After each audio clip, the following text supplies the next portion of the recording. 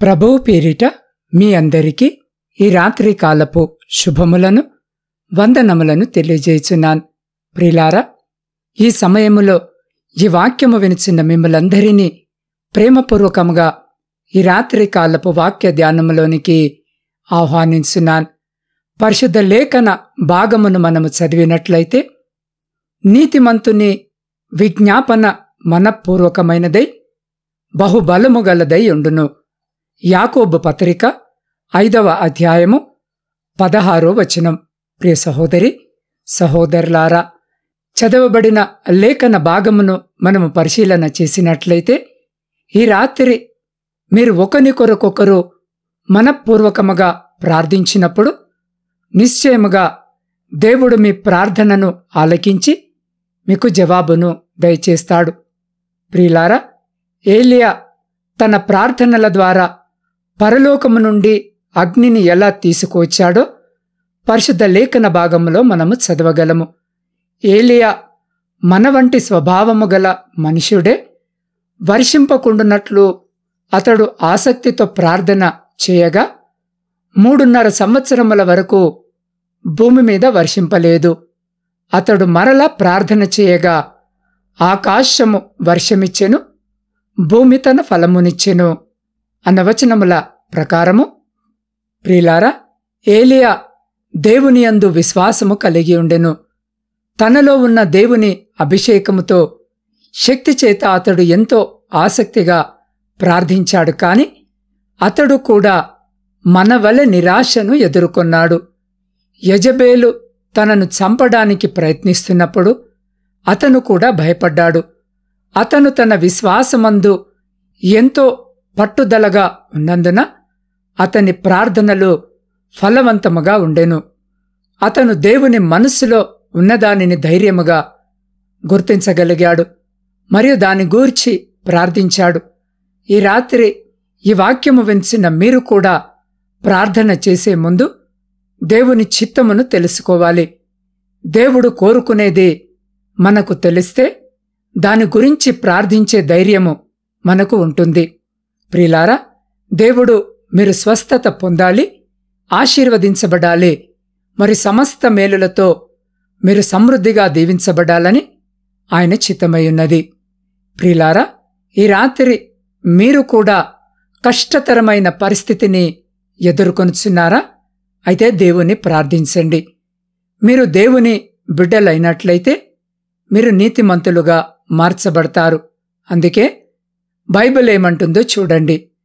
నీతిమంతుని విజ్ఞాపన మనపూర్వకమైనదై బహుబలము గలదై ఉండును అని పరిశుద్ధ లేఖన భాగము సెలవిచ్చిన ప్రకారము, ఈ రాత్రి ఈ వాక్యము వినిచున్న మీరు నీతిమంతులుగా దేవుని సన్నిధిలోనికి ధైర్యముగా ప్రవేశించి ప్రార్థన చేయండి. మీ ప్రార్థనలను దేవునికి సమర్పించినట్లయితే సిలువలో చేసిన త్యాగము వలన మీరు నీతిమంతులుగా తీర్చబడతారు. ఎందుకంటే మనం ఆయన యందు దేవుని నీతి ఎగునట్లు పాపమెరుగని ఆయనను మన కోసము పాపముగా చేసెను అన్న వచనము ప్రకారము యేసు క్రీస్తు ప్రభు సిలువపై మన నిమిత్తము ఆయన పాపముగా ఎంచబడ్డాడు. దేవుడు మనలను నీతిగా చేసినట్లయితే ఆయన దృష్టిలో మనమింకా ఎంతగా నీతిమంతులముగా తీర్చబడి ఉన్నామో అలాగుననే మనము క్రీస్తులో దాచబడిన వారమైతే ఆయన చిత్తమును తెలుసుకొని మనమేది అడిగినా పొందుకుంటామని ఆయన యందు విశ్వాసముంచాలి. తద్వారా మనము దేనినైనా అడగవచ్చును. కాని దేవుని చిత్తాన్ని మనము గుర్తెరిగి ఉన్నట్లయితే మనము కోరిన దాన్ని తప్పకుండా పొందుకుంటాం. ప్రియులారా, వారు విసుకక నిత్యము ప్రార్థన చేయుచుండవలెననుటకు ఆయన వారితో చెప్పెను అన్న వచనము ప్రకారము మీరు అడిగేది మీకు ఎంత అవసరమో తెలుసుకోవడానికి ఆయన మిమ్మల్ని అడగమంటున్నాడు. ప్రియులారా, మన పిల్లలు ఏదైనా వస్తువు చూస్తే అది కొనమంటారు. మనము రేపు కొంటాము అంటే సరేనంటారు. వారు రేపు తప్పకుండా మనల్ని అడుగుతారు. అలా వాటిని కొనే వరకు అడుగుతూనే ఉంటారు. అవసరమైతే ఏడ్చి మరీ కొనిపించుకుంటారు. మనము కూడా అనేక సందర్భాలలో ఈ విధముగా ఏదో ఒక రాయి వేసి చూద్దాం అన్నట్లు ఒకసారి ప్రార్థించి విడిచిపెట్టేస్తాం. అయితే కొన్ని విషయాలు మన జీవితంలో అత్యంత ప్రధానమైనవి.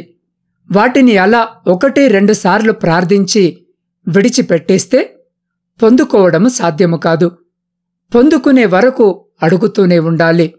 ఆ దినములలో హిజ్కియాకు మరణకరమైన రోగము కలగగా ప్రవక్తయు ఆమోజు కుమారుడునైన యెషయా అతని యొద్దకు వచ్చి, నీవు మరణమవుచున్నావు, బ్రతకవు గనుక నీవు నీ ఇల్లు చక్కబెట్టుకొనుమని యెహోవా సెలవిచ్చున్నాడని చెప్పగా, అతడు తన ముఖమును గోడతట్టు త్రిప్పుకొని, యెహోవా, యథార్థ హృదయుడనై సత్యముతో నీ సన్నిధిని నెట్లు నడుచుకొంటినో, నీ దృష్టికి అనుకూలముగా సమస్తమును నేనెట్ల జరిగించితినో కృపతో జ్ఞాపకము చేసుకోమని హిజ్కియా కన్నీళ్లు విడుచుచు యెహోవాను ప్రార్థింపగా, యెహోవా వాక్కు యెషయాకు ప్రత్యక్షమై ఈలాగు సెలవిచ్చెను, నీవు తిరిగి హిజ్కియా యొద్దకు పోయి అతనితో ఇట్లనుమని నీ పితరుడైన దావీదునకు దేవుడైన యెహోవా నీకు సెలవిచ్చినదేమనగా, నీవు కన్నీళ్లు విడుచుట చూచి తిని నీ ప్రార్థన నేను అంగీకరించియున్నాను.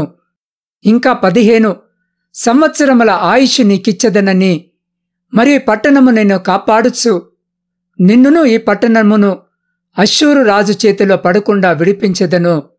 యెహోవా తను పలికిన మాట నెరవేర్చుననుటకు ఇది యెహోవా వలన నీకు కలిగిన సూచన. ఆహాజు ఎండ గడియారము మీద సూర్యుని కాంతిచేత దిగిన నీడ మరల 10 మెట్లు ఎక్కజేసేదను. అప్పుడు సూర్యకాంతి దిగిన మెట్లలో అది 10 మెట్లు మరలా ఎక్కును అన్న వచనముల ప్రకారము ప్రియులారా, అవసరమైతే ప్రభు పాదాల దగ్గర కన్నీరు కార్చి మరీ పొందుకోవాలి.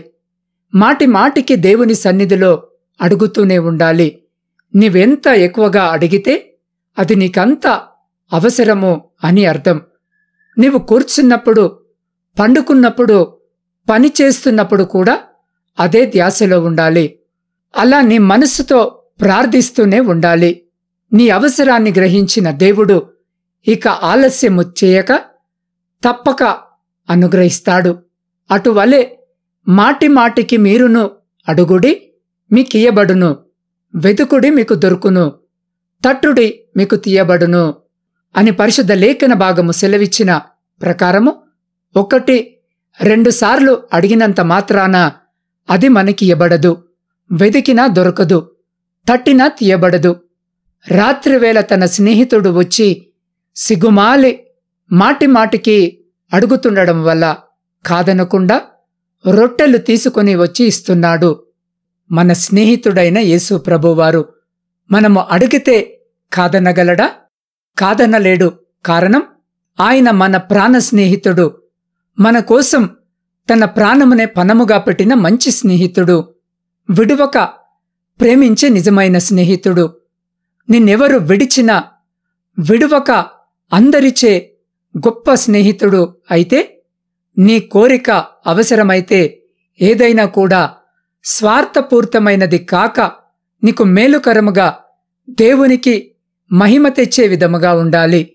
ఈ రాత్రి నుండే మీ ప్రార్థనా జీవితము సరిచేసుకొని సమర్థవంతమైన ప్రార్థన అనుభవముతో ఆయన రాకడ కొరకు కనిపెట్టుకొనండి. పోరాట ప్రార్థనలకు మనం ఎదగాలి. ప్రార్థనలో ఆత్మీయ పోరాటము జయమునిస్తుంది. అయితే ఆ ప్రార్థనలకు బలానమ్మకమైన మంచి దాసుడా అనే మాట ఆయన నుండి వినగలగాలి. మీరు అలా ప్రార్థించగలరా? ఆలోచించండి. ఈ రాత్రి నుండి మీ ప్రార్థన జీవితమును సరిచేసుకొని సమర్థవంతమైన ప్రార్థన అనుభవముతో ప్రభు రాక కొరకు కనిపెట్టండి. పరిశుద్ధాత్మదేవుడు మీకు ప్రార్థన ఆత్మను దయచేస్తాడు. అట్టి రీతిగా మన జీవితాలను సిద్ధపరచుకొనుటకు అటువంటి గొప్ప కృప, ధన్యత దేవుడు ఈ రాత్రి ఈ వాక్యము వినుచున్న మీకును మీ కుటుంబమునకును మరి మీ ప్రియులకు వారికిప్పుడు ఎల్లప్పుడూ సదా ఎల్లకాలము దయచేసి మిమ్మలందరినీ ఆయన కృపగలిగిన రెక్కల చాటున సంరక్షించి కాపాడునుగాక. ఆమెన్. ప్రార్థన.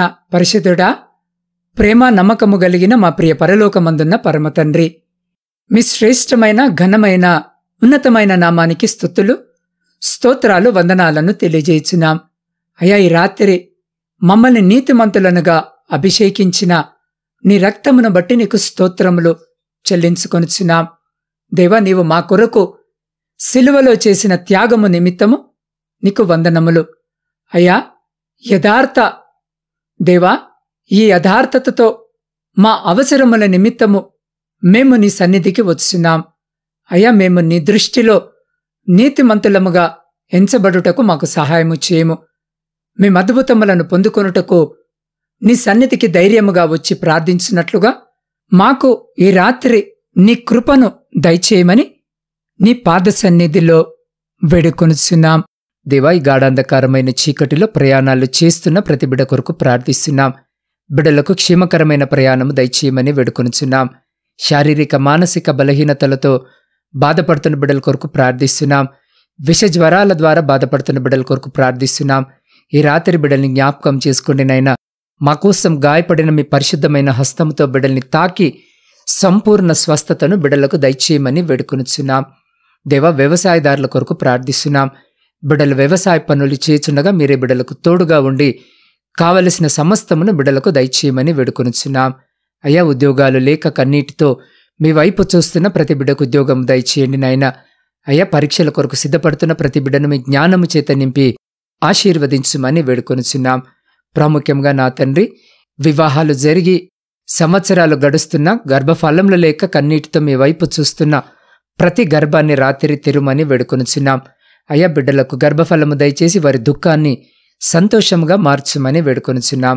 అయ్యా, ఆర్థిక సమస్యలు, అప్పుల భారముతో చితికిన స్థితిలో మీ వైపు చూస్తున్న ప్రతి బిడ్డ జీవితంలో నుండి ప్రతి ఆర్థిక భారమును తీసివేయమని వేడుకొనుచున్నాం. దేవా, కుటుంబ పోషణకై కుటుంబాలను వదిలి దూరదేశాలలో ఉద్యోగాలు చేసుకుంటున్న ప్రతి బిడ్డను జ్ఞాపకం చేసుకోండి నాయన. వారి కష్టార్జితాన్ని ఆశీర్వదించి వారిని, వారి కుటుంబాలను మీ కృపలో భద్రపరచమని వేడుకొనుచున్నాం. అయ్యా, సైన్యంలో ఉండి దేశాన్ని కాపాడుతున్న ప్రతి సైనికుని చుట్టూ మీ కంచె వేయండి నాయన. అనానుకూల పరిస్థితుల్లో కూడా నా తండ్రి బిడ్డలు వారి ఉద్యోగ బాధ్యతలు నిర్వహిస్తుండగా మీరు తోడుగా ఉండి ప్రతి శత్రు, ప్రతి అపాయం నుంచి మీరు బిడ్డల్ని కాపాడి వారిని, వారి కుటుంబాలను మీ బలమైన రెక్కల చాటున భద్రపరచమని వేడుకొనుచున్నాం. అయ్యా, సొంత గృహాల కొరకు ఆశ కలిగి మీ వైపు చూస్తున్న ప్రతి బిడ్డ కోరికను తీర్చమని వేడుకొనుచున్నాం. వివాహాల కొరకు సిద్ధపడుతున్న బిడ్డల్ని జ్ఞాపకం చేసుకోండి. వివాహాలు జరగక మీ సహాయం కొరకు మీ వైపు చూస్తున్న బిడ్డలను కూడా మీరు జ్ఞాపకము చేసుకోమని వేడుకొనుచున్నాం.